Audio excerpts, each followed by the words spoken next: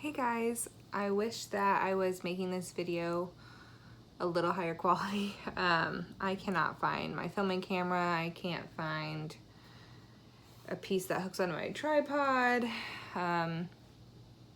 It just is what it is. But I really wanted to give you guys an update because the last update I gave you guys, I was admitted into the hospital for some tests and for some monitoring, and I was there for a few days, and I was supposed to be released to go home on August 20th, a Monday, and everything was like going perfect to do that, but as of August 20th, I am no longer pregnant.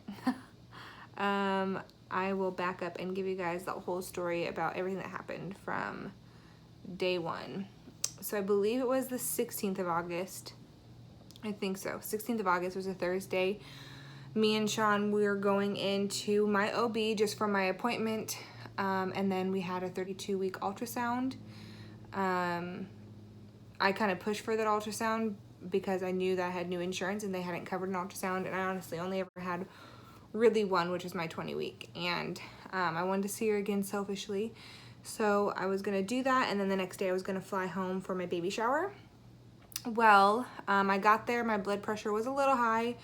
Not in like need medication, need to be rushed to the ER via ambulance or anything, but it was on the high end.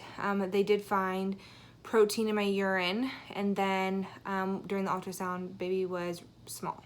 So this all led my doctor to say, hey, I want you to go into the ER for some extra blood tests, just for testing, because they'll get them back faster. And so we were like, okay. It kind of freaked me out, obviously.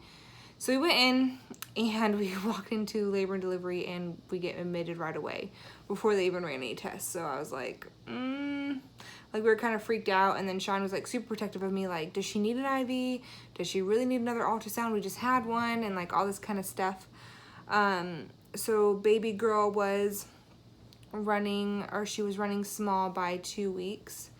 And then they did blood work, but everything was fine, like my kidney function and all that was fine. And then I had to stay and do a 24-hour urine, which did show I had protein in my urine. It wasn't crazy. They said anything over 300 is the beginnings of preeclampsia, and I was like at 312 or something like that, or 321. So I did get diagnosed with preeclampsia, but it was mild. And so they were just monitoring me for a few days just for protocol and all that, and I was supposed to be released on Monday. And then, so they would check my blood pressure. My blood pressures were like, I want to say like at highest 150 something over like 95. So like they weren't, I think they medicate them like at 160 over 105, they start medicating for high blood pressure. So mine actually never got to the point. So they, they started monitoring me every 15 minutes, and then it was every half hour, and then it was every hour, and then it was every 4 hours. So like through the course of the days I was there, it was less and less monitoring. I did have to do 24 hours on the monitor for baby girl, and she was like perfect. Her heart was perfect. Like nothing was bothering her.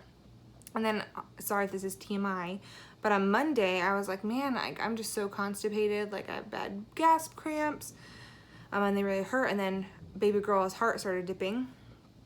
And so I realized, or the doctors informed me, that I was not necessarily constipated and having poop cramps, but I was having contractions, and that sometimes during preeclampsia your body goes into preterm labor just because they know that stuff is not working correctly.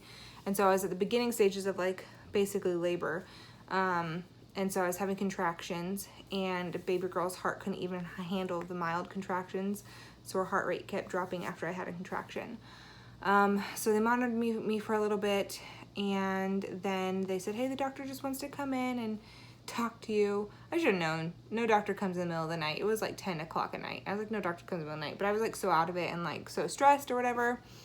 And so the doctor came in, and she's like, hey, we're ready to have a baby. You're going to have a C-section. And I'm like, and I wasn't caught off guard because I kind of like knew like, okay, this doesn't get better. I'm going to be having a C-section. And I was like, okay, we're going to do this. And like, it just happened like that. Like once they said I'm having a C-section, like it was no joke. Like I was being wheeled down to have a C-section. Like they got me ready so fast. And like right before I got wheeled down to have my C-section, like I had a mini panic attack. Like first of all, I wanted my baby, I'm going to get emotional because it's really hard for me. I wanted her to be able to stay in there as long as possible. And I have a little bit of guilt of that, even though I know it's not my fault, but I wanted to have her best chance, and like I wanted to carry her full term so that I could be in the hospital for a few days. I wanted to be able to have her naturally, and I wanted to be able to come home, you know, after a few days with her, but that wasn't going to happen. And so, gosh, I did not think I was going to get emotional. This has just been like the hardest thing I've ever had to go through.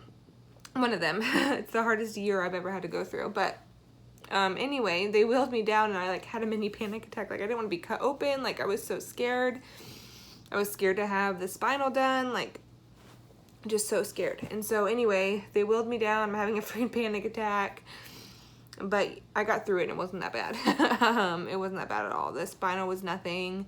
They talked to me through everything. I didn't feel anything, and even if I did actually start, once they pulled her out and they started cleaning out my placenta and all that, I did start feeling my rib cage, which I wasn't supposed to, so she gave me some stronger pain meds, which made me really tired. But anyway, so they pulled Emery Lee Core out, and they pulled down my drip so I could see her, and she was reaching. She had a beautiful cry. I did have, when I first got to the hospital, they did give me the shots just in case, the steroid shots for her lungs, which I'm so thankful they did. But she cried, and she was beautiful. She is beautiful.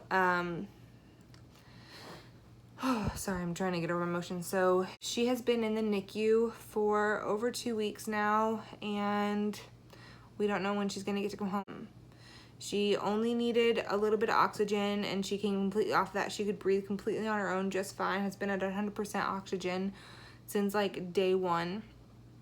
They just put her on it at the beginning just in case. She hasn't had any heart issues. She hasn't needed any other. The only tube that she has on her is her feeding tube. They obviously had an IV in for like the first week because they had to give her different antibiotics and stuff just in case for her immune system, and with caffeine and stuff like that for her heart. They just do that as a precaution, but she really didn't need it necessarily. So she's been completely stable. Like she keeps her own body temperature now. So she like has like if you've ever seen like a NICU bed, it's basically like a pretend womb, and it goes on top and keeps them warm, but hers is open. She's wearing clothes. Like we get to change her diaper and take her temperature and stuff like that, and pick her up and hold her whenever we want. So we're just waiting on her to learn how to drink from a bottle and drink from the breast, which we're working on. It's just slow. It either clicks or it doesn't. It's like walking. They said every baby learns how to walk. It's just some are later than others, some are earlier than others. And so it's not something that you can necessarily teach them. It's more so something that they have to develop on their own. It's developmental. So we're just waiting on that, which is really hard because the hospital's a half hour away from our house. We have one vehicle. They do have a shuttle back and forth, but there's only specific hours, and the only time that like really the time frame of traveling gets hectic is like in the evening when I have to pick up Sean from work and he hasn't seen her all day. Then we have to go back to the hospital so he can see her. And then like Wednesday nights he has youth group, and then tonight he's at worship practice for main service, and then tomorrow night he's got a football game that he has to go to with our students. So it's like it's not easy, and then it just sucks because I really just want her home. But she's beautiful. She was born 17 inches long, 3 pounds 9 ounces, at 11:19 p.m. on August 20th. I healed really, really quickly. Actually, I only was on pain medications for about a week and a half. I didn't like the Percocet because I already had high blood pressure. It made me feel like the symptoms of high blood pressure, so it freaked me out. And because when I would go down to hold Emery, I would be falling asleep, and you can't hold them when falling asleep because you could drop them, and so the nurses would come and take her away. But so I didn't like that, so they gave me like a higher dose of ibuprofen, but it was really hurting my stomach, which I'm sure from all the stress and everything, I was already like getting ulcers, and so it just hurt really bad. So I just kind of really stuck to that minimally, and then Tylenol, and now I haven't even taken anything for probably about a week, and I'm only like 2.5 weeks, not even, postpartum. So I instantly lost 20 pounds of fluid. My feet finally aren't swollen. It took a couple days. It took about a week to not be swollen anymore. My face, obviously, I don't know if you guys can tell, has gone down a lot. My hands are not swollen anymore. I didn't realize how sick I was, honestly. Like, I kept feeling like she was small. I kept calling the doctors concerned about my swelling, and they told me it was normal, even though it was pitted. So, like, there were just, like, a lot of things that I was concerned about, and, like, I wasn't feeling good. that were signs that I had preeclampsia. And if you don't know much about preeclampsia, it's kind of my body shutting down. Your blood pressure gets high, you got the bad swelling. If it gets really bad, you can have seizures and strokes. And so that's why they keep an eye on it. But it actually decays your placenta, and so your placenta stops bringing nutrients to the baby, which is why they end up being smaller, which kind of breaks my heart. I don't know how long my placenta wasn't working 100% right. Obviously, you can't really tell that, but I don't know if you heard that, but it's thundering out, it's storming. But anyway, yeah, so she's doing great. It's just hard, so we're just I'm tired. I'm waking up every 3 hours in the night to pump. I'm providing her with all her milk, which is a huge blessing. My milk came in an overabundance. I'm producing milk like a full-term mom, even though preterm moms usually produce a little less because your babies don't need as much or because your body's not ready. And so I've been really blessed to be able to produce a lot of milk for her. I've been able to already freeze a lot of milk, and then I also take some into her, and then I pump also while I'm with her during the day.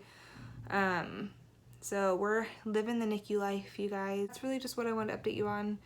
She came. This really isn't how I wanted to make the video, but it's also not really how I wanted to give birth or do any of this. And so it's how it happened. I'm actually sitting in her nursery. I haven't done her nursery reveal yet. This is the shelf above. We have a twin bed in here for grandmas to come and stay. I'm actually sleeping in it right now because I pump in here, and trying to fall back asleep after pumping, washing, and then with my snoring husband is not fun. I'm so broken out. Ever since I gave birth, my whole face broken out, like all my arms and my back have broken out. I haven't had any hair loss yet, but it's only been a few weeks, so give that time. My stomach has gone down pretty much all the way. It's just a little loose skin now.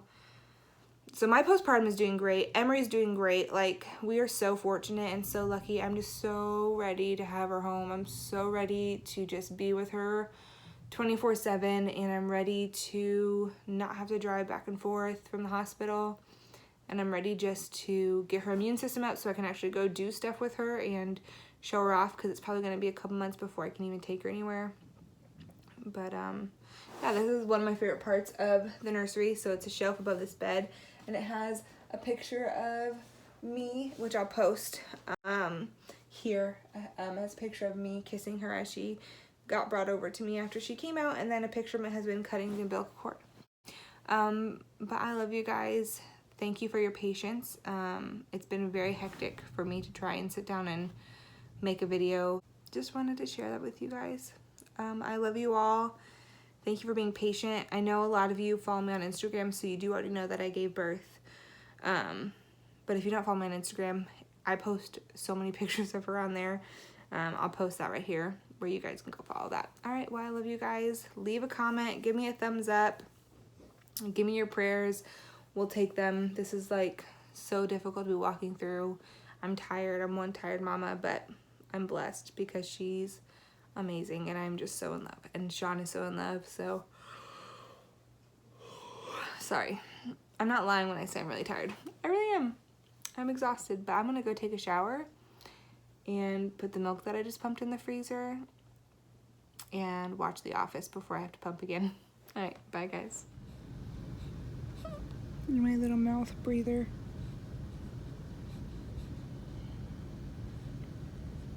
What are you looking at, Emily? What are you looking at?